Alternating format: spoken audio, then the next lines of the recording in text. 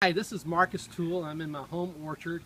It is June 23rd, which is 2018, which is my 53rd birthday.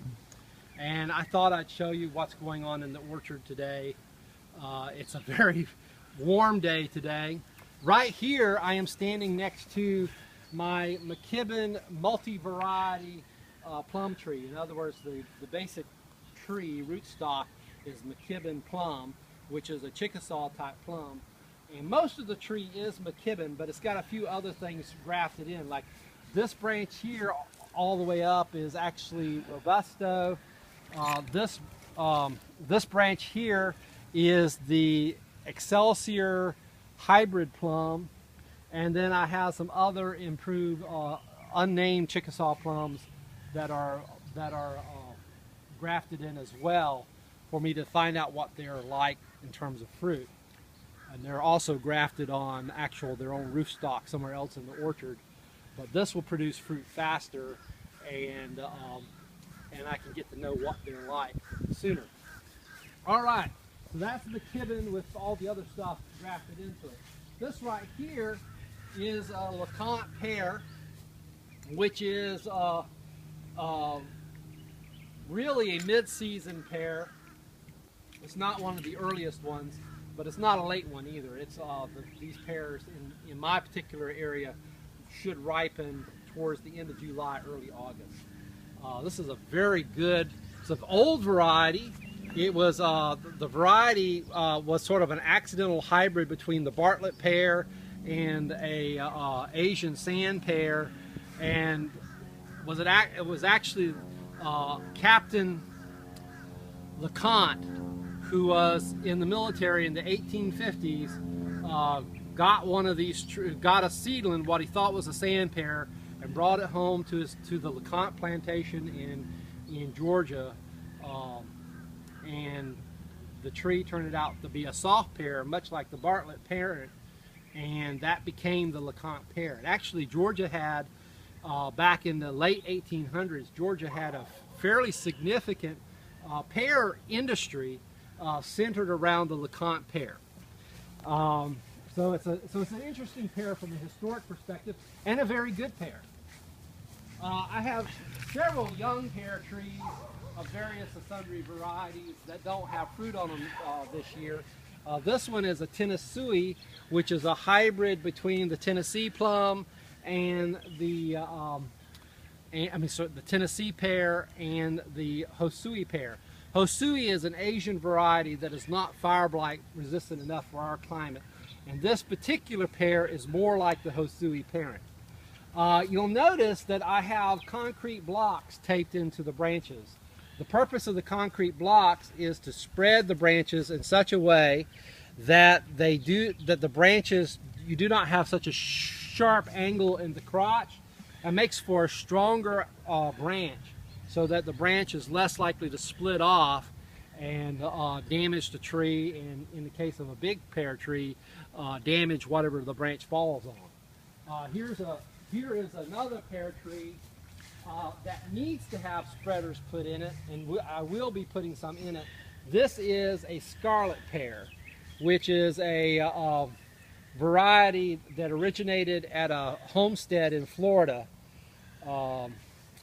The mother tree is about 100 years old, but this is actually a relatively new variety as far as horticulture is concerned, introduced by Just Fruits and Exotics.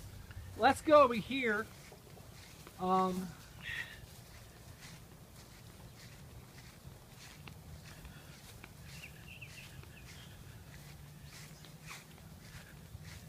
This part of the orchard, of course, I'm surrounded by huckleberry bushes. They are, for the most part, finished for the season. And we have here our southern Bartlett pear, which is of no relation that anyone knows of to the commercial Bartlett pear, other than it is a European type pear. This just happens to be one that is disease resistant enough for our climate. And it's an early pear, and to me, this is the best of my pears for just picking off the tree and fresh eating. It's supposed to be, the people consider it a soft pear, and it does get soft. I just don't like the flavor of the fruit very much when it is soft. I prefer it as a crunchy pear. And when it's a crunchy pear, this is the best one for just biting into and eating off the tree. This is a Tennessee pear. This one has been a slow maturing variety. It's a small pear. They're pretty. A lot of the pears have this really pretty blush to them. It has a very strong, intense flavor, almost too intense for my liking. And but it is, and it's a little bit astringent, but I think it's going to be a very good processing pear. Let's come around a little bit. My plum trees are pretty much finished for the season. I had a great season this year. And this tree here, the Mariana plum, produced about 85 pounds of plums this year, which was amazing. And this one over here, Toole's Heirloom, produced even more, but I didn't keep track of it as well. There's still just a few plums left to it. And this week I've actually had the little project of cleaning out some of the low branches, because when you get plums, then you see which branches are too low in order for them to not lie on the ground when you have plums, and sort of cleaning out inside the plum tree so that it's not quite as prone to disease. You notice I have lots of little suckers coming up. Almost all of them are spoken for, either to be used for rootstock for plum trees or plum cyanwood that I'm getting, or to be given away. There's just tons of people who want suckers from this tree, and so maybe more suckers will come up. But remind me in the fall if you want a sucker from that tree. This right here is a Munson plum tree. It is actually, this species is one of the parents to the Mariana tree, which is the big tree over there.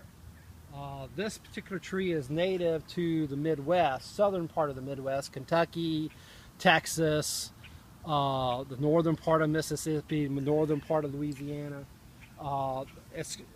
Its common name is Munson plum. Some people also call it a wild goose plum. I actually have two individual trees grafted into this one so that I have pollination. I don't want more than one Munson tree in my orchard, since I don't know how well it's going to do here in Georgia. I think it looks like it's going to do fine. The plums are small. They're supposedly very sweet, but the big advantage of this one is that they ripen in September, which is a time of year where you don't get a lot of plums, at least not around here anyway. Baldwin pear tree. This tree here, I need to spread the branches very badly. It's almost big